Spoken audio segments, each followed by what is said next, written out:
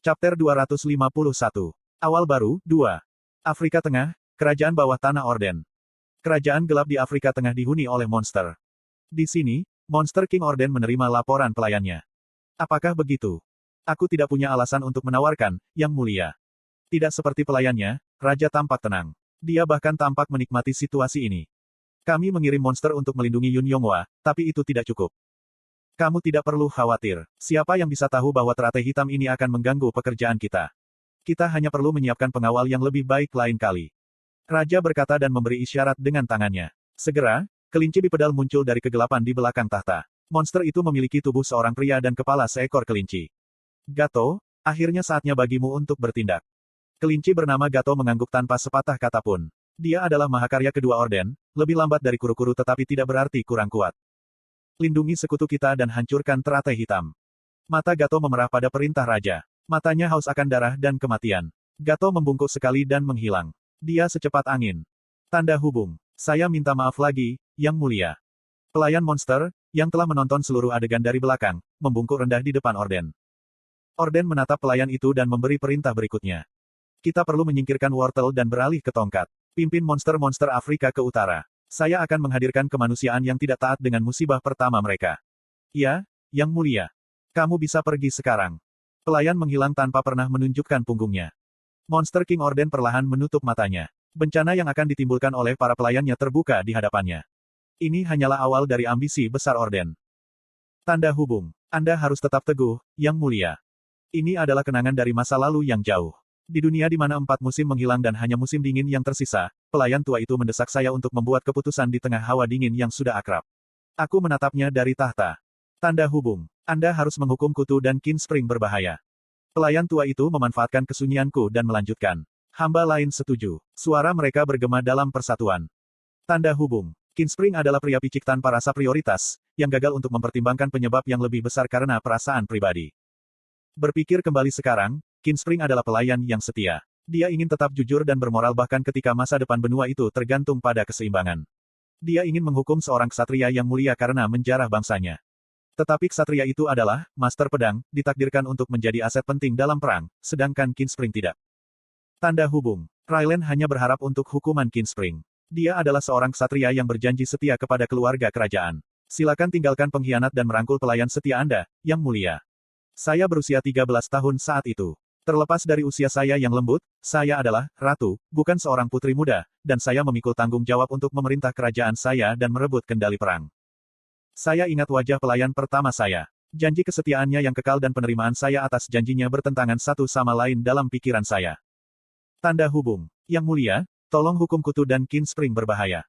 Pada waktu itu, saya pikir saya tidak punya pilihan lain. Tapi benarkah itu masalahnya? Apakah aku benar-benar tidak punya pilihan selain meninggalkan pelayanku yang paling setia? Tidak, itu tidak benar.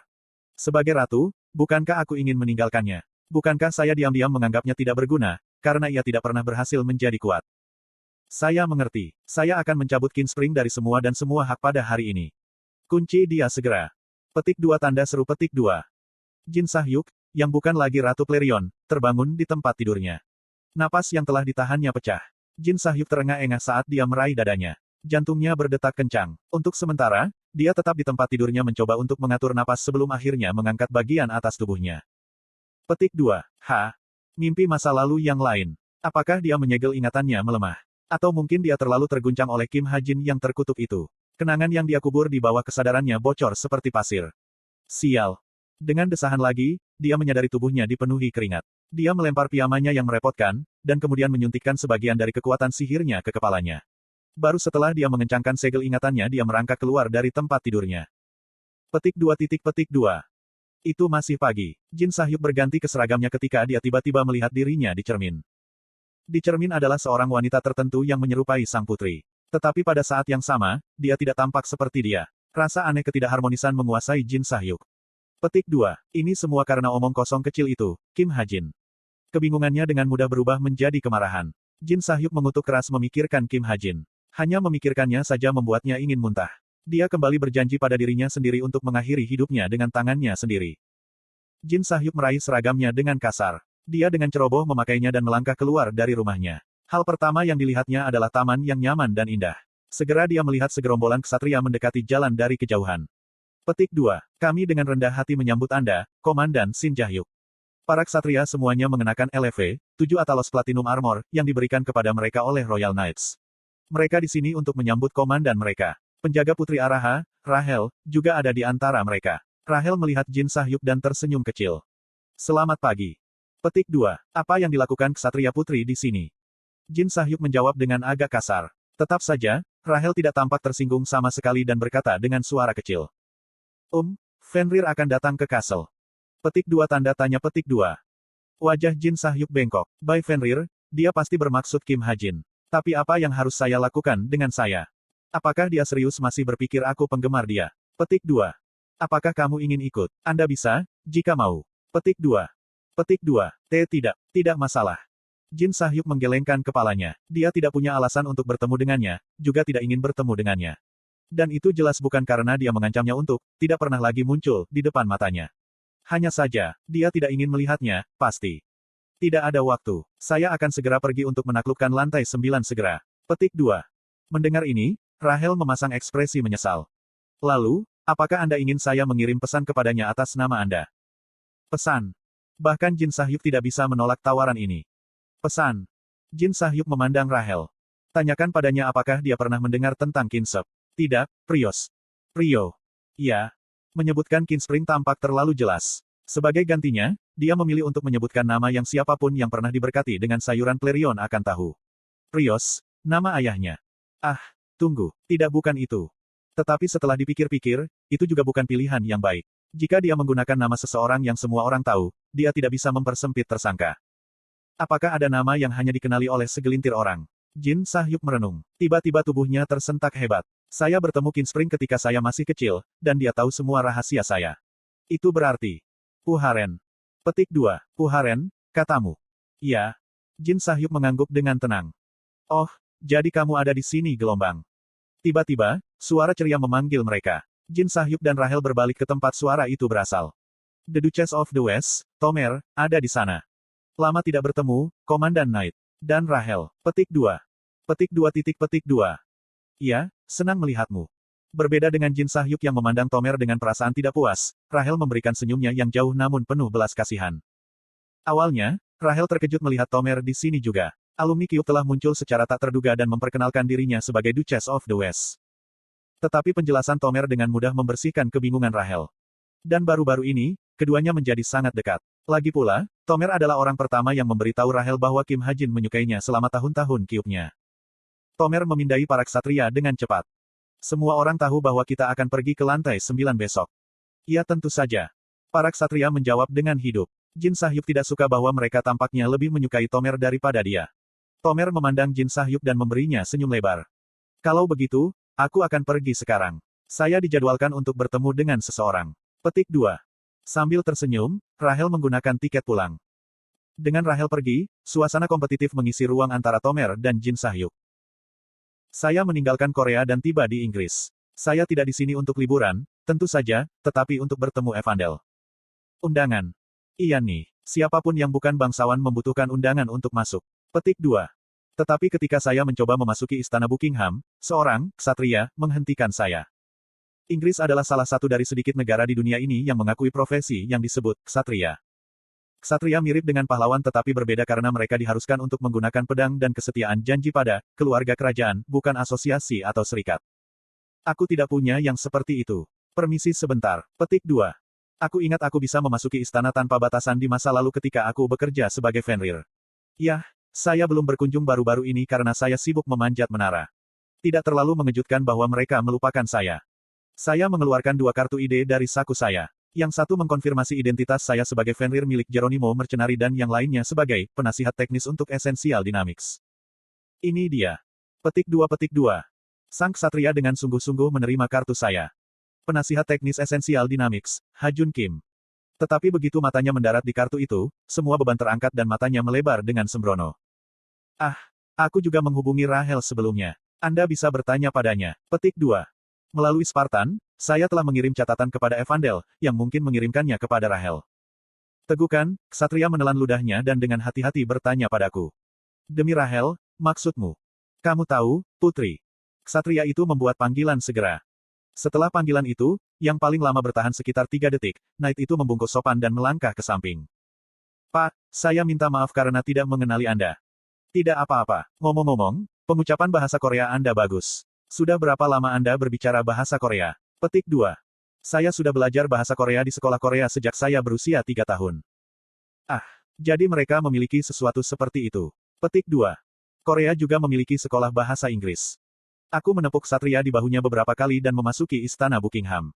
Saya berasumsi istana akan dipenuhi pelayan dan pelayan, tetapi sebagian besar tidak mengejutkan saya. Sebaliknya, tadadada aku mendengar suara seseorang berlari ke arahku. Dengan senyum lebar di wajahku, aku menoleh ke samping. Suara itu, tentu saja, dari Evandel. Hajin gelombang. Saya mengambil Evandel dari tanah. Dengan anak seringan bulu di tanganku, aku mengusap pipiku ke pipinya. Aku merindukanmu gelombang. Maaf, aku datang agak terlambat. Aku berjalan ke ruang resepsi dengan Evandel di tanganku. Anehnya, ruang tamu penuh sesak dengan tamu. Tidak hanya Haein dan Hayang, tetapi juga Haeyeon dan Yun Sengah juga ada di sini. Saya mendekati mereka, sedikit bingung. Oh, Hajin, hai, gelombang. Halo. Yun Sengah dan Haein menyambut saya, masing-masing. Aku mengangguk dan duduk di kursi kosong. Aku mengerti mengapa guru Haein ada di sini, tapi mengapa kamu, Yun Sengah sih? Aku memiringkan kepalaku dengan bertanya dan bertanya. Yun Sengah menggaruk bagian belakang lehernya dengan sedikit malu. Ah, hanya karena aku tidak bisa tidur. Suho bertarung dengan Raja Iblis di lantai 30. Petik 2. Ah, benar. Belakangan ini, berita bahwa Kim Suho akan menyelesaikan Tower of Wish ada di mana-mana. Perjalanannya berlangsung sekitar 3 tahun, atau secara tegas, 2,5 tahun. Media hanya berbicara tentang Kim Suho saat ini. Bahkan ada taruhan apakah dia akan berhasil mengalahkan Raja Iblis atau tidak. Kegembiraan saat ini atas Kim Suho mirip dengan Piala Dunia dari bumi saya berasal. Dengan kata lain, Kim Suho berada di pusat perhatian global saat ini. Harga saham kami melonjak dan investasi telah kembali berkatnya. Tapi yang bisa saya lakukan untuknya adalah berdoa. Petik 2. Kata Yun Sengah dengan senyum pahit. Hajin gelombang baumu harum gelombang. Evandel tiba-tiba mulai mengendusku. Pada saat itu, pintu terbuka, dan wanita yang sudah lama tidak kulihat muncul. Rahel mendekati kami dengan senyum lebar di wajahnya. Anda datang. Aku melakukannya. Sudah lama. Petik 2. Aku berdiri dan menyambut Rahel. Dia tersenyum bahagia dan menyapa saya juga. Ini adalah pertama kalinya kami berkumpul dalam waktu yang lama. Kami menikmati minum teh bersama di ruang tamu. Subjek utama dari percakapan kami pastinya adalah Evandel. Haein berbicara tentang prestasi Evandel. Dari segi kuantitas, Evandel bahkan sudah bersama Haein, dan dari segi kualitas, Evandel sangat dekat dengan level bintang 7. Terkejut, kami memuji Evandel. Evandel menggeliat dengan gembira. Ah, benar, Hajin Si, tahukah Anda Komandan Ksatria Shin Jahyuk? Rahel bertanya, seolah pertanyaan itu tiba-tiba muncul di benaknya. Shin Jahyuk, saya kenal dia, mengapa? Alias Jin Sahyuk, aku benar-benar melihatnya dengan mataku sendiri juga. Ah, tidak apa-apa, dia bilang dia penggemar kamu. Petik 2. Penggemarku. Itu adalah hal paling konyol yang pernah saya dengar. Sementara aku kehabisan kata-kata, Rahel melanjutkan. Ada sesuatu yang dia ingin aku tanyakan padamu. Apa itu? Dia bertanya apakah kamu tahu, Puharen. Tetapi semuanya mulai masuk akal saat saya mendengar pertanyaan itu. Aku mengangguk, berusaha menahan tawaku. Jin Sahyuk merencanakan sesuatu, dengan Rahel bertindak sebagai batu loncatannya. Jadi, apakah kamu tahu siapa Puharen? Hah, petik 2. Saya mulai berpikir, ini pasti semacam ujian. Aku tidak tahu. Saya pikir saya pernah mendengar nama itu di film. Dia adalah bangsawan yang dipenjara, jika aku ingat dengan benar. Petik 2. Sebagai penulis asli, saya sepenuhnya menyadari latar belakang Jin Sahyuk. Pangeran macam apa, bukan, dia putri, apa yang dia lakukan untuk menjadi ratu, dan bagaimana tepatnya dia menemui ajalnya. Puharen adalah salah satu anggota keluarga kerajaan yang dipenjara oleh Jin Sahyuk, pangeran kelima bukan, putri. Namun, karena Puharen membawa benih iblis, mengusirnya akhirnya menjadi alasan Jin Sahyuk jatuh dari anugerah. Padahal, sejujurnya, Flareon akan jatuh bahkan tanpa Puharen. Flareon ditakdirkan untuk jatuh sejak hari Jin Sahyuk menjadi penguasanya. Bagaimanapun, itu adalah pengaturan resmi saya. Kerajaan yang diperintah oleh seorang ratu muda yang mudah dipengaruhi oleh pengikut-pengikutnya. Tujuannya jelas tidak pernah dimaksudkan untuk menjadi baik. Rahel memiringkan kepalanya dan bertanya. Royalti yang dipenjara. Ya, kamu harus memberitahunya begitu saja. Tapi itu tidak terlalu penting. Saya dengan cepat mengubah topik pembicaraan. Bukankah kamu mengatakan ingin menginstal Essence Barrier? Kami beralih topik ke penghalang esensi. Inilah alasan mengapa negara-negara asing baru-baru ini mengirim utusan diplomatik ke Korea satu demi satu. Ya, bukan hanya itu, tetapi perangkat defensif lainnya juga. Wajah Rahel suram. Tampaknya Inggris hanya memiliki sedikit prospek untuk mengamankan perangkat pertahanan. Kami mencoba yang terbaik, tetapi koneksi kami tidak meluas. China dan AS sangat agresif. Urutannya adalah China, AS, Jepang, Jerman. Kami mungkin berada di urutan kelima terbaik. Petik 2. Apakah begitu? Iya nih. Tapi tidak apa-apa. Kami memiliki beberapa kepentingan di Tower of Wish yang dapat kami gunakan untuk negosiasi. Rahel berkata dengan suara cemberut. Saya tidak terkejut, karena investasi pengadilan kerajaan Inggris di Tower of Wish jauh lebih berharga daripada penghalang belaka. Tapi dia tidak bisa mengabaikan begitu saja keluhan dan kecemasan orang-orangnya. Jumlah serangan monster baru-baru ini meroket. Dengan kata lain, dia punya beberapa pilihan. Tidak, mungkin tidak perlu bagimu untuk sejauh itu. Aku tersenyum percaya diri. Pada kenyataannya, Essence of Stride sudah memiliki fasilitas yang cukup untuk memproduksi banyak Essence Barriers. Yoyonha hanya bermain keras untuk menarik lebih banyak pelobi. Jangan khawatir. Tetapi Inggris jelas membutuhkan Essence Barrier. Sakit. Saya, Kim Ha-jin, akan menggunakan hak saya sebagai penasihat teknis selat ketika pintu ruang penerima terbuka. Gedebuk. Sejumlah pria berjas tiba-tiba membanjiri ruangan. Ayah. Maaf, ayah. Maksudku, ayah. Bahkan ayah Rahel ada di sana. Di tengah kebingungan kami, orang-orang berjas mulai memperkenalkan diri mereka dengan sopan dan hormat. Kelompok ini terdiri dari menteri dan wakil menteri luar negeri, anggota House of Lords, DL.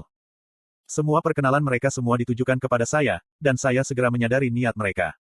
Sebagai perwakilan dari bangsa ini, kami ingin menyambut Sir Ha-jun Kim, penasihat teknis untuk Essence of the Stride. Kami dengan tulus meminta Anda. Saat ini, warga Inggris menderita lonjakan serangan monster terbesar dalam sejarah. Jumlah monster peringkat rendah telah meningkat secara dramatis di daerah perkotaan, dan petik 2. Seperti yang diharapkan, mereka meminta saya untuk membantu mereka mengamankan Essence Barrier untuk ditempatkan di sekitar Inggris. Sebagai catatan, Ha-jun Kim adalah nama samaran saya. Petik 2. Permisi, Ha-jin Si. Apa yang terjadi? Penasihat teknis esensial Dynamics. Tidak hanya Rahel, tetapi juga Ah Hae-in dan Yun Seng-ah tidak menyadari posisi saya. Ketiganya menatapku linglung, dan aku tersenyum malu-malu. 4 jam kemudian, Seoul, Korea Selatan, rumah Yoyonha. Acara semalam terbuka di kepalaku sekali lagi. Mati, maksud kamu apa? Chae Na-yun, yang berteriak kesengsaraan, dan aku, yang tidak bisa menjawab jeritan putus asa. Mati, tiba-tiba. Dia tidak bisa mati. Dia tidak bisa mati. Itu tidak masuk akal. Dia sangat, sangat kuat. Saya menunjukkan kepadanya videonya. Kim Ha-jin pasti ada di dalamnya. Tubuhnya dipotong setengah oleh makhluk yang bergerak dengan kecepatan tidak terdeteksi. Matanya kehilangan semua tanda-tanda kehidupan dan memudar menjadi warna abu-abu. Itu adalah kematian tanpa keraguan. Ini tidak bisa, ini tidak bisa. Bagaimana ini bisa menjadi Kim Ha-jin, bagaimana? Saat itulah Chae Na-yun benar-benar kehilangannya. Dia mencabuti rambutnya, menangis seperti anak kecil, memukul lantai dengan tinjunya, dan menderita karena kematiannya yang sia-sia. Mengapa? Di hadapan kematiannya, Chae Na-yun menyesali semua yang pernah dilakukannya. Aku seharusnya tidak begitu jahat padanya saat terakhir kali kita bertemu. Ini tidak akan terjadi seandainya saya lebih pintar. Tolong.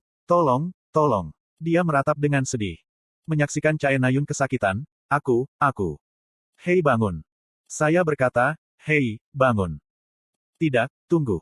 Itu tidak benar. Kerutan menyebar di wajah Yoyonha di tengah mimpi buruk. Ujung hidungnya dan ruang di antara alisnya bergetar sedikit ketika dia terus berjalan dalam mimpi buruknya. Bangun. Namun, Kim Ha-jin tidak bermaksud membiarkannya menderita lagi. Dia mengetuk dahi Yoyonha dengan ringan. Yoyonha menggelengkan kepalanya. Namun mimpi buruk lain sepertinya telah mengambil alih dirinya. Tidak punya pilihan lain, Kim Ha-jin memasukkan kekuatan sihirnya ke kepala Yoyonha. Hau!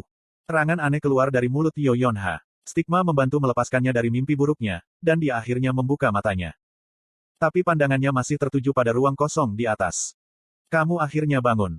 Kim Ha-jin berbicara, tersenyum. Petik 2 tanda tanya petik 2. Yoyonha menoleh ke samping dan menghadapi pria itu berbicara dengannya. Hah? Dia berseru serentak dengan linglung. Kim Ha-jin ada di depannya. Kim Ha-jin, yang sudah mati, diterangi oleh sinar matahari. Ini pasti mimpi juga, pikirnya.